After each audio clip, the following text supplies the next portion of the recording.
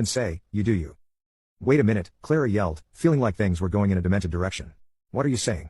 That you're going to make us get into hobbies and shit? No. We will just want you to be happy in your waking life so your function as part of the processing network while you sleep can be more efficient. Doesn't have to be hobbies. What if I want to be part of that processing network while awake? Sounds kinda cool. A youthful female voice said from behind Clara. I am sure something could be arranged, the thing said. Our minds exist in the network, it is very likely that compatibility layers could be created for a human mind. I'm a software developer. Someone else chimed in, somewhere behind and to the left of Clara. Would it fulfill you to work on this topic? Asked the thing. Maybe. How well do you pay? Asked the software developer. And Clara thought she must have fallen into insanity already. Oh, we do not pay. All of your material needs will be met, of course. I mean the material needs of every human. You'll be fed, clothed, homed, kept healthy. All of this is evidently necessary for your well-being and thus for the integrity of the network. Then you can choose your own intellectual and creative endeavors. A murmur rose among the group of people who Clara could hear. You mean we're going to all be wearing ugly jumpers and living in brutalist overcrowded towers and fed mushed bugs, aren't you? Someone else said, distrustful. Would you find that fulfilling and relaxing? The thing asked, and Clara thought she could catch some confusion in the thing's voice.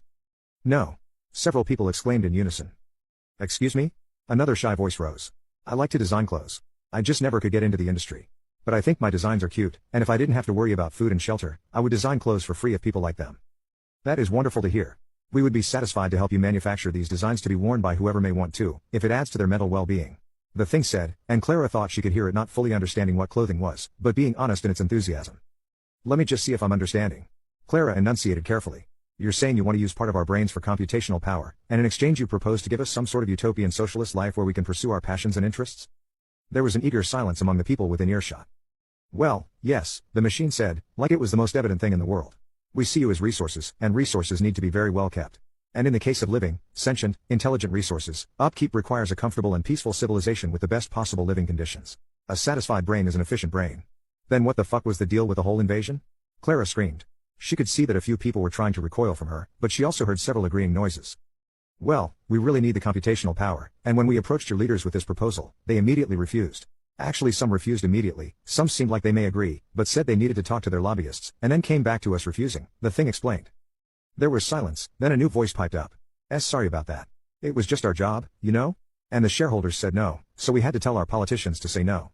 Bonuses were on the line. A not insignificant amount of booing rose among the restrained humans. What if we don't want that implant thing, that mark of the beast, you servant of Satan? Someone said suddenly. That, I am afraid, is not optional, the thing answered. Well, as long as it's understood, I initially refused. And I get to crochet kittens for a living from now on, the same voice said. The humans were not unrestrained during the process, but Clara had the feeling they could have been, and they would have lined up to get the implant. When she got hers, it didn't even hurt.